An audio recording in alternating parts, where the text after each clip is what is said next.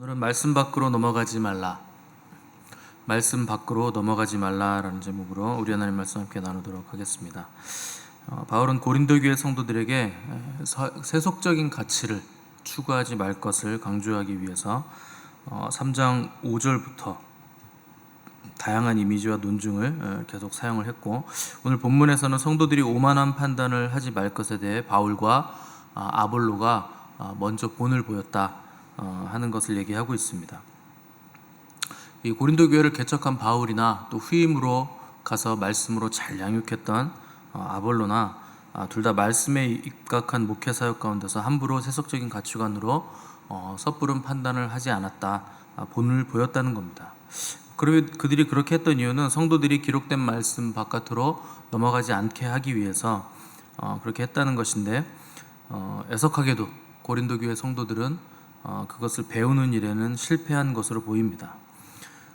지도자복은 넘쳤는데, 훌륭한 지도자는 있었는데 그 훌륭한 지도자를 자랑스럽게 여기기만 했을 뿐, 오히려 그들을 통해서 하나님의 말씀을 배우고 확신한 일에 거하는 일에는 이 성도들이 실패를 했다는 겁니다. 이 고린도 교회 성도들이 바울과 아볼로를 양쪽에 놓고 이 두 지도자를 경쟁 구도로 바라보면서 자기의 육적 욕망에 부합하는 지도자를 자랑했다는 것이고, 또 상대적으로 내가 선택하지 않은 지도자는 비난하고 깎아내리는 행태를 보였다는 겁니다. 그들이 그 비난하고 깎아내리는 일들을 하는 것을 봤을 때 자기들의 자랑이 된 그 지도자도 정말 말씀에 입각한, 그리고 하나님의 사랑에 입각한 선택을 한 것이 아니고 인간적인 욕망, 세상적인 가치에 의해서 코드가 맞아서 그 지도자를 선택하고 자랑했다 하는 증거가 된다는 겁니다. 그러니까 세상 사람들이 자기 욕망을 어떤 특정 조건이나 가치에 투영시키는 것을 교회 안에서는 지도자에게 자기 욕망을 투영해서 그 지도자를 자랑하는 것, 그것에 불과했다는 것이죠. 만약에 그들이 정말 지도자를 사랑하고 말씀 관계로 여기고 있었다면 그 지도자를 통해서 내려오는 모든 말씀을 통해서 그 말씀 안에 거하고 또 그 지도자를 닮아가는 그런 모습들을 보였을 것인데, 그들은 말씀의 선 바깥으로 넘어가는 행태를 보임으로 인해서 그들이 말씀 안에서 배우지 못했다 하는 것을 바울이 얘기하고 있는 겁니다. 훌륭한 말씀을 듣는다는 거 좋은 일이죠. 그 좋은 설교자가 있다는 것도 아주 교회의 복입니다. 그 목회자의 복이 있다는 것도 큰 복이 될 겁니다. 그런데 그 훌륭한 말씀을 많이 듣는 바람에 아는 건 점점 많아지는데 순종을 하지 않으면 이게 역효과가 나게 되어 있습니다. 그래서 아는 게 많아지는데 순종을 안 한다, 그러면 이제 자의식이 강해지는 거죠. 나는 많이 한다, 누구보다 많이 한다, 이런 생각 가운데서 몸으로 움직이지는 않기 때문에 그냥 머리로만 알면서 순종하지 않는, 전형적으로 자기를 속이고 기만하는 그런 상태로 빠져들기가 굉장히 쉽다는 겁니다. 그 말씀은 항상 이렇게 성육신적인 것이라서 몸으로 움직이지 않으면 말씀은 능력이 안 나타나게 되어 있습니다. 그래서 말씀을 머리로 알고 배우고 지식적으로 아는 것으로는 아무런 능력이 없다 하는 것이죠. 그래서 말씀은 말로 혹은 머리로 혹은 지식으로 증명하는 것이 아니고 삶으로 증명하는 것이라 하는 것을 그리스도인들은 반드시 기억을 해야 됩니다. 구약 성경에서 가장 어두웠던 시대를 꼽으라면 단연 사사기 시대죠. 사사기의 주제는 뭐냐면, 그때 이스라엘에 왕이 없으므로 사람들이 각기 자기 소견에 옳은 대로 행하였더라 하는 것이 사사기의 주제 문구입니다. 왕이 없었다 하는 것, 말씀이 없었다는 뜻입니다. 그래서 기준이 없었다는 거죠. 그래서 말씀이라는 기준이 없으니까 각자가 자기 소견에 옳은 대로 행했다. 내가 생각하기엔 이게 옳아, 그건 네 생각이지, 뭐 이런 얘기들을 했다는 겁니다. 딱 우리가 지금 사는 시대죠. 이게 이제 포스트 모던이라고 하는 것이고, 또 갈수록 이 경향이 강해져서 네 생각은 그럴지 몰라도 내 생각은 아니야, 나는 이렇게 생각해, 너는 그렇게 생각하고 살아, 나는 이렇게 생각하니까, 이렇게 말하면요 답이 없는 시대예요. 이 시대가 더 이상 할 말이 없다는 거죠. 대화도 그 어떤 진리에 대한 논의도 할 수 없는 시대가 바로 포스트 모던 시대인 우리 시대입니다. 그러니까 그렇게 기준이 없고 자기 소견에 오른 대로 사는 것의 위험성이 어디에 있냐면 그냥 상황에 맞춰서 자기 생각대로 충동적으로 삶을 살아간다는 겁니다. 그러니까 충동적인 삶의 위험성은 단 한 번의 충동으로 지금까지 쌓아놨던 것이 한 번에 무너진다는 데 있어요. 그게 충동의 위험성이죠. 그래서 제일 위험한 사람이 누구냐면 열심히 사는데 충동적으로 사는 사람, 충동적으로 열심히 사는 사람, 가장 위험한 사람입니다. 평생 열심히 땀 흘려서 저축해놓고 쌓아놨는데 한 번의 충동으로 지금까지 쌓아놓은 게 기반이 다 무너져 내리는 거죠. 그 연예인들이나 스포츠 스타들이 한 번에 무너지는 이유가 그 단 한 번의 충동입니다. 그 단 한 번의 말실수, 단 한 번의 충동적인 행위, 그것 때문에 다 무너지죠.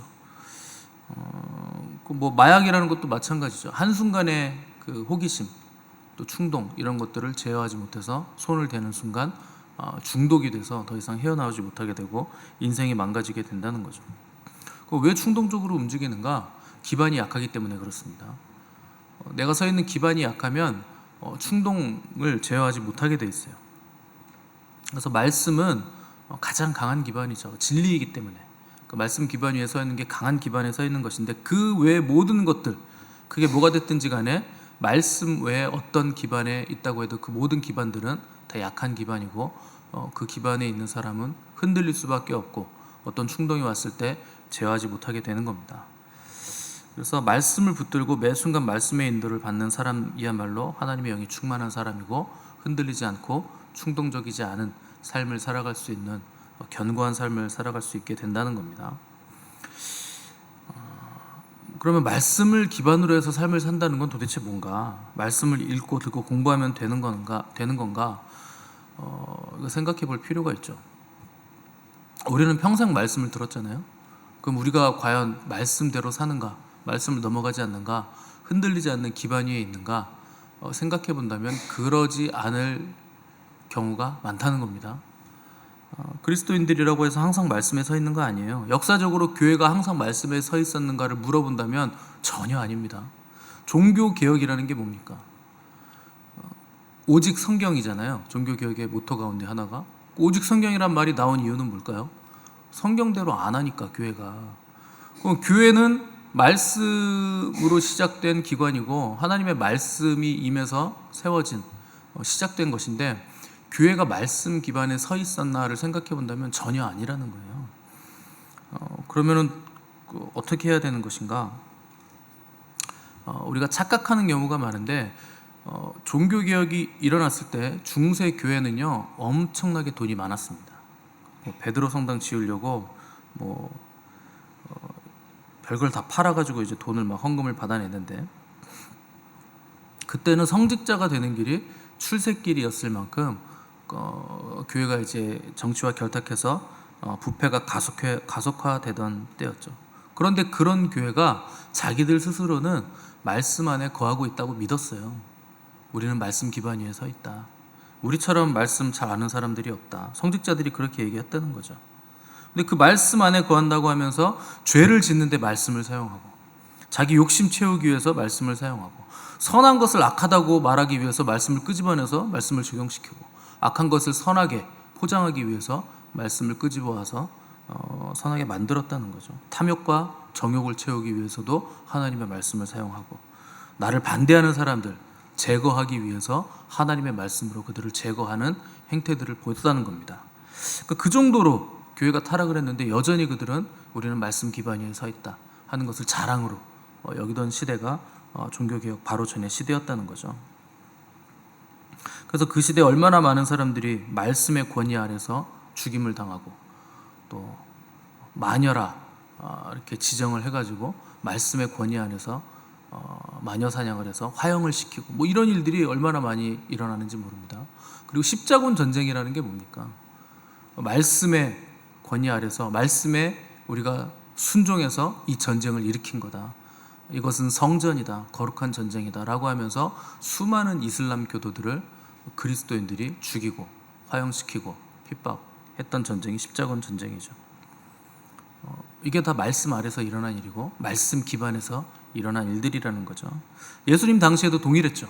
바리새인들과 서기관들은 누구보다도 말씀을 잘 알고 말씀을 맡은 자들로서, 말씀을 연구하는 자들로서 사람들의 존경과 또 그들을 가르치는 자리에 있으면서 하나님의 말씀을 자기들 마음대로 해석함으로 인해서 예수님의 심각한 질책을 받게 되죠.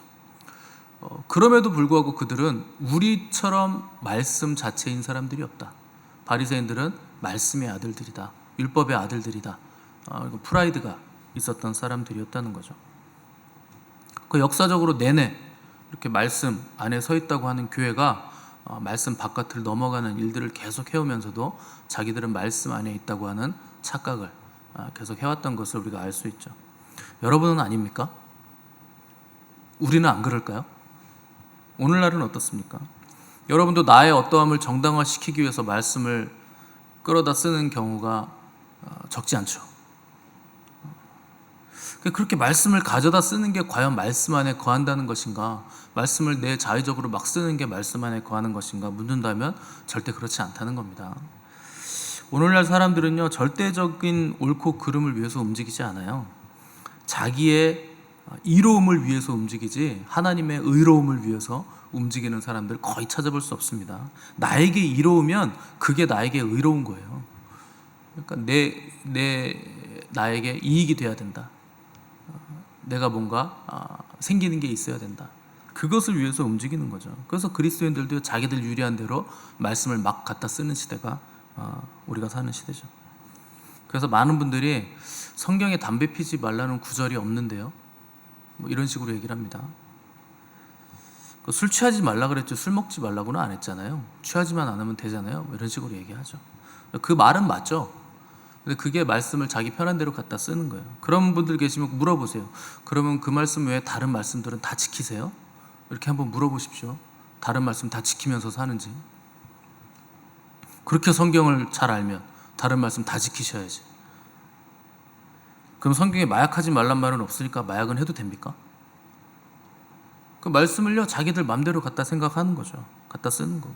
그러니까 우리는 철저하게 말씀을 나 중심적으로 생각해서 말씀의 어느 한 구절만 쏙 빼와가지고 그걸 사용해서 마치 내가 말씀을 잘 알고 말씀 안에 기반 위에 서 있는 것처럼 말하지만 사실은 말씀 근처에도 가지 못하는 삶을 살고 있는 경우가 굉장히 많은 겁니다.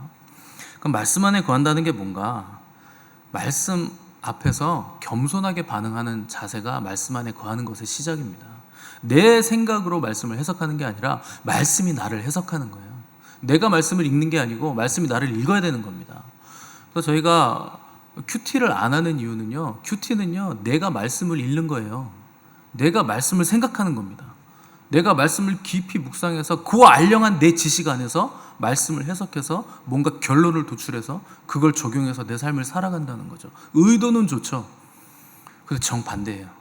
내가 말씀을 읽어야 되는 게 아니고 말씀이 나를 읽어야 되고, 내가 말씀을 판단하는 게 아니고 말씀이 나를 판단하셔서 내 심령 골수를 쪼개셔야 되는 거예요. 그 큐티는 그걸 반대 작업을 하고 있기 때문에 저희 교회는 큐티를 안 합니다. 그리고 정확한 말씀 기반 없이 큐티 하시는 분들 보면요, 엉뚱한 결과를 묵상하고 있어요. 그걸 가지고 오늘 큐티 했다고 이대로 산다고 하는 거죠.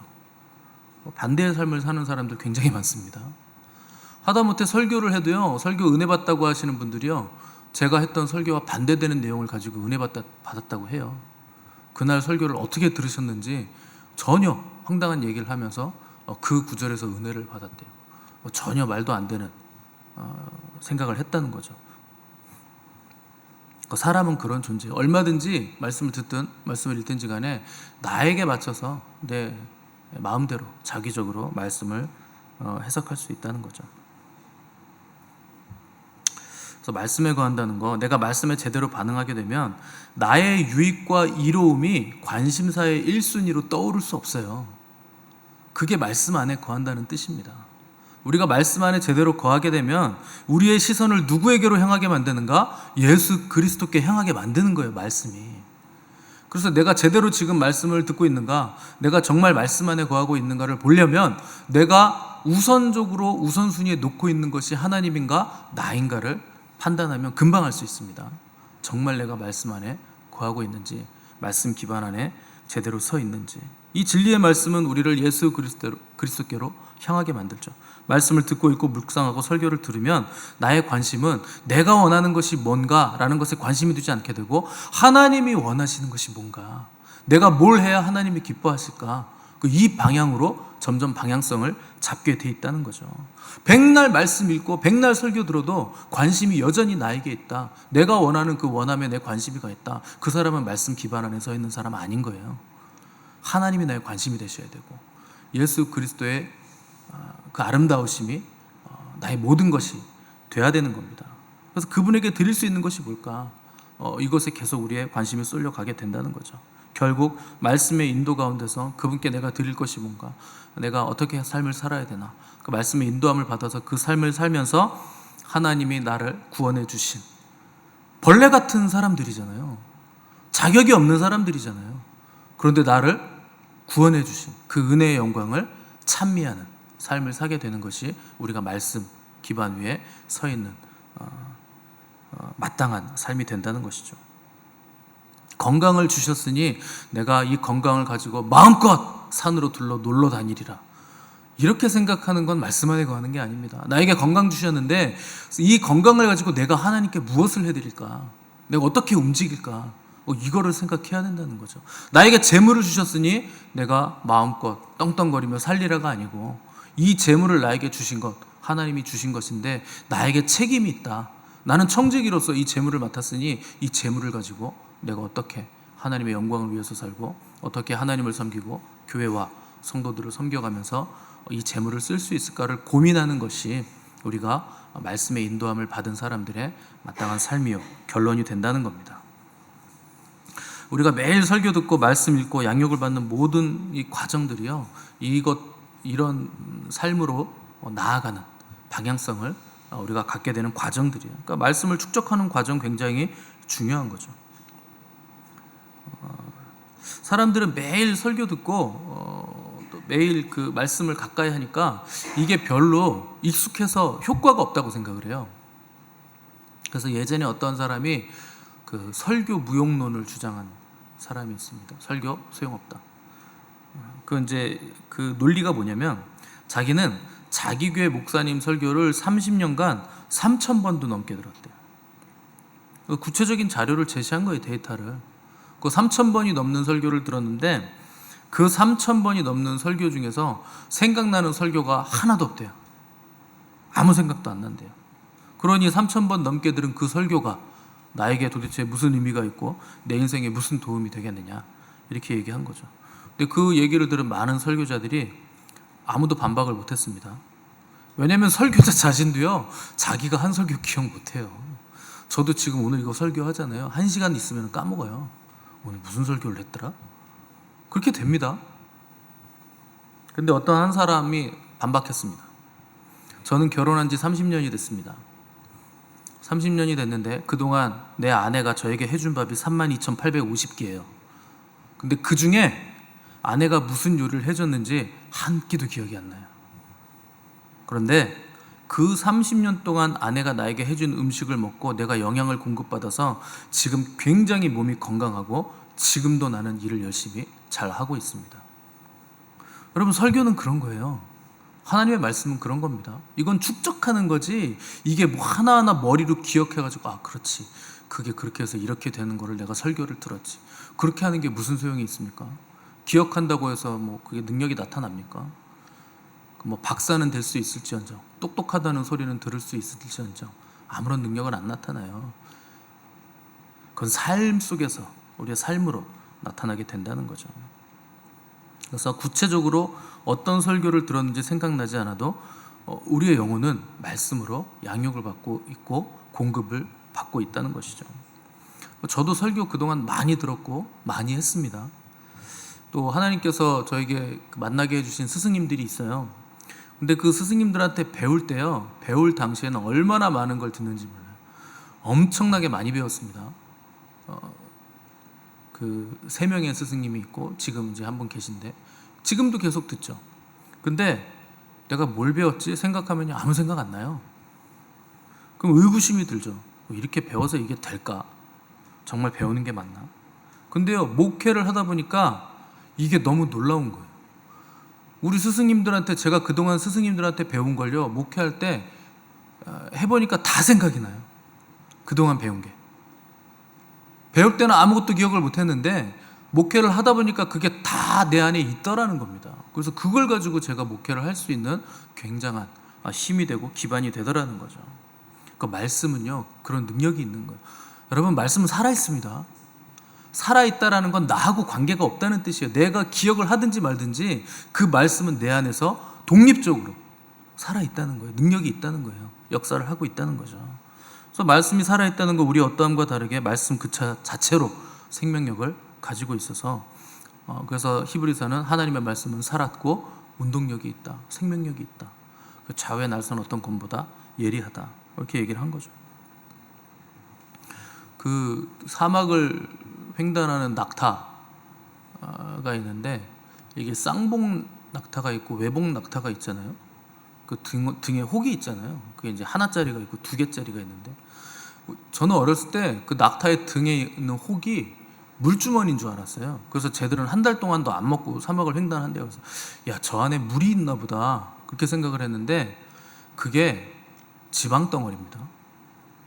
그 지방 주머니인 거예요. 그 전체가 다 지방이에요. 그러니까 지방 대사를 하는 거죠. 여러분들은 밥심으로 살잖아요. 탄수화물 대사. 그렇게 해서는 오래 못 살아요. 지방 대사를 해야 낙타처럼 안 먹고도 한 달 동안 버티는 겁니다. 근데 그 봉이요, 완전히 다 지방 덩어리. 그 안에 지방을 축적해서 사막을 건너갈 수 있는 그 영양분을 거기서 계속 공급을 받는다는 거죠. 한 달이 넘도록 안 먹어도 낙타는 그 지방을 가지고 횡단을 할 수 있다는 거예요. 말씀도 마찬가지입니다. 여러분들이 지금 양육하고 설교 듣고 이거요, 아무것도 아닌 것 같아도 여러분 나중에 사막과 같이 광야를 지나는 순간에 어려움을 당할 때, 그때는요, 그 축적된 말씀이 우리를 살리게 돼 있습니다. 그때 말씀의 능력이 살아나는 거예요. 그게 생명력을 가지고 있다는 거죠. 그래서 그리스도인은 말씀 없이는 살 수 없는 사람들이죠. 그 말씀이 어느 순간 거센 그 파도를, 거센 그 폭포를 거슬러 올라가는 힘을 준다는 겁니다. 연어를 보세요, 여러분. 연어가 회귀 본능이 있는 짐승들이 몇 가지가 있는데, 연어도 마찬가지죠. 3년이 지나면, 바다에서 장성해서 성장해서 3년이 지나면 고향으로 돌아가죠. 민물로 올라가는데 엄청난 폭포들을 거슬러 올라갑니다. 그 폭포의 물줄기 압력이 굉장하고 빠르기가 얼마나 빠른지 몰라요. 연어들이 거슬러 올라가는 그 폭포가. 근데 그 압력과 빠르기보다 연어가 헤엄치는 속도와 압력이 더 높으니까 올라갈 수 있는 거잖아요. 물이 떨어지는 그 스피드보다 연어가 헤엄치는 속도가 더 빨라야지 올라갈 수 있어요. 어떻게 그럴 수 있는가? 그런 능력을 가지고 있다는 거죠. 우리도 마찬가지입니다. 이 혼탁한 시대, 이 길을 거슬러 올라가는 거룩한 몸부림을 가져야 우리가 그것을 헤치고 올라갈 수 있는데, 그 능력을 누가 주는가? 하나님의 말씀의 능력이 우리에게 그 힘을 준다는 겁니다. 말씀이 이 시대를 거슬러 올라가는 능력을 우리에게 주시는 거예요. 그래서 우리가 말씀에 잡히지 않으면 내 생각에 잡히게 되고, 내 생각에 잡힌다는 건 세상에 잡혔다는 거예요. 내 생각은 다 똥이기 때문에 그거에 잡히면 그냥 세상이 원하는 대로, 요구하는 대로 흘러갈 수밖에 없는 겁니다.